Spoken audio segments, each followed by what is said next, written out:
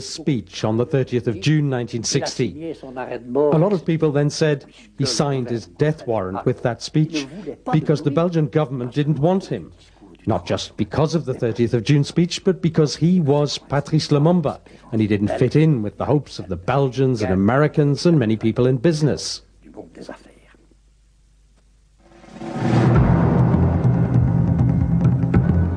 Only 5 days after the founding of the new state, a revolt broke out in the army. The black troops rebelled against their Belgian officers who had no intention of abandoning their command. Crisis in the Congo took over the headlines in the world's press.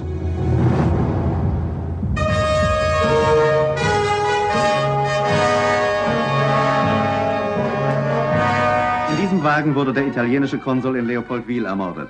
The Italian consul in Leopoldville was murdered in this car. Terror and destruction are now the features of a freedom which many believe to be premature.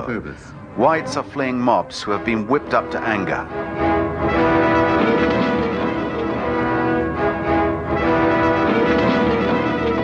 The Belgian government is sending paratroops into the Congo.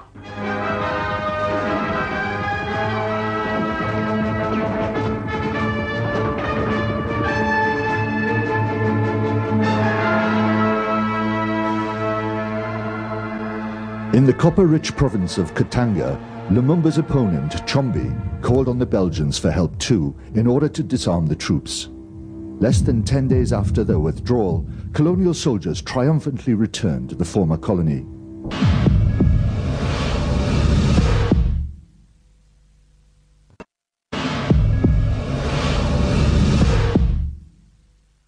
René Small went to Katanga as an officer in the military secret service. If it hadn't been for the courage of that small number of Belgian officers and NCOs in containing the blacks and preventing them from overrunning the town, then it would have been horrible. The Elizabethville mutiny was over in 24 hours thanks to the Belgians. The rebellion started on July 9th and lasted till the 10th. It was on the 11th at 5 p.m. that we declared independence. This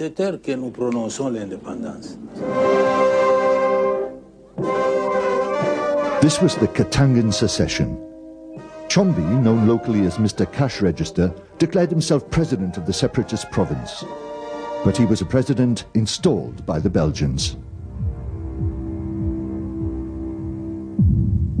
Elizabethville was above all a center for important financial interests. That was where the Union Minière, the mining company, was. Obviously, Belgian financial circles also wanted to keep their hands on that. One of the major figures in the breakaway state was the Minister of Finance, Jean-Baptiste Kibwe. As soon as we took over, the mining company, l'Union Minière, continued to export copper, and the revenue from this went into the Katanga National Bank. Chombi's chief aide was a Belgian lawyer, Jacques Bartelous. The mining company now paid its taxes and license fees to the Katangan government, not to Leopoldville. So the Katangans had plenty of money, and this enabled them to equip the Katangan gendarmes and buy weapons and armored vehicles. There were arms merchants continually visiting Chombi's home to try and sell him arms. Chombi's white mercenaries defending the free world in the heart of Africa soon became known as les affreux, literally the dreadful men.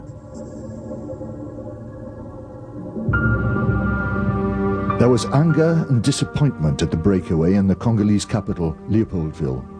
The flag over the Belgian embassy was hauled down and the ambassador of the former colonial power sent home.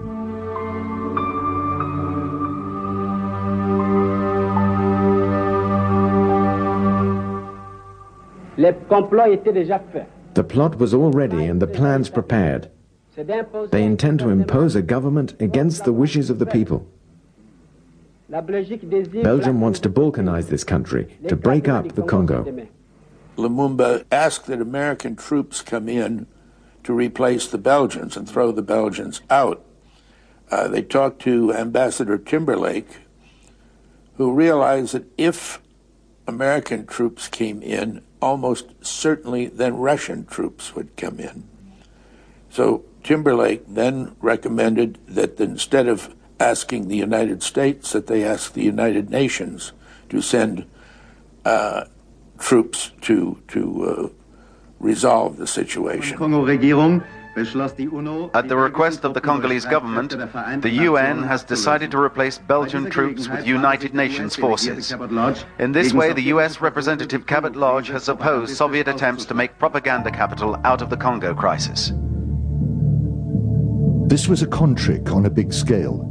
American planes were hastily resprayed and flew the blue helmets into the Congo. Lumumba and his government had called for UN troops in order to end the Katanga secession, but when they arrived, they took no action against Chombi and the separatists.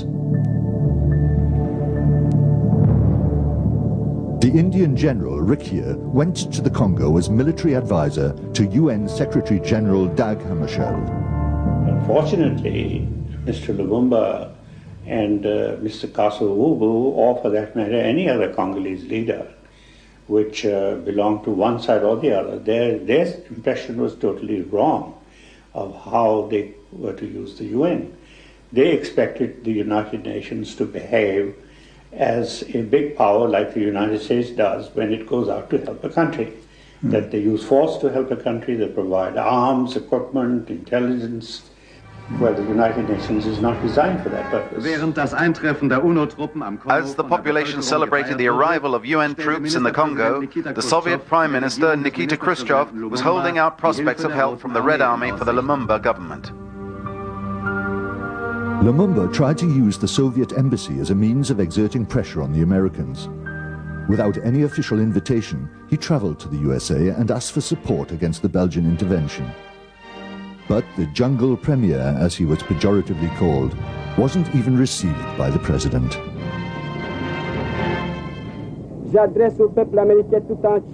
I wish to convey to the entire American people a message of friendship from the Congolese people, who have great faith in you. We want you to understand us and help us. And we want you to know that when your technicians and teachers come to our country, you will find in the Congolese people friends and brothers. African leaders were new to us. A man such as Lumumba did not have the sophistication or the polish, if you will, of the normal German or French or Belgian, English, what have you, diplomat. He tended to say things very bluntly, and which upset, I think, the Western nations. The international success of the Katanga secession led to the breakaway of another province. The diamond-producing region of South Kasai withdrew from the central government. Lumumba decided to stop the disintegration of the Congolese state without the help of the West. The major problem for any offensive was how to transport his troops to a front 1,000 kilometers away. Since we were not giving him the aircraft, he managed to get some aircraft from the Russians. This military operation was relatively successful, but Lumumba had signed his own death sentence a second time. Now it was the Americans who wanted rid of him.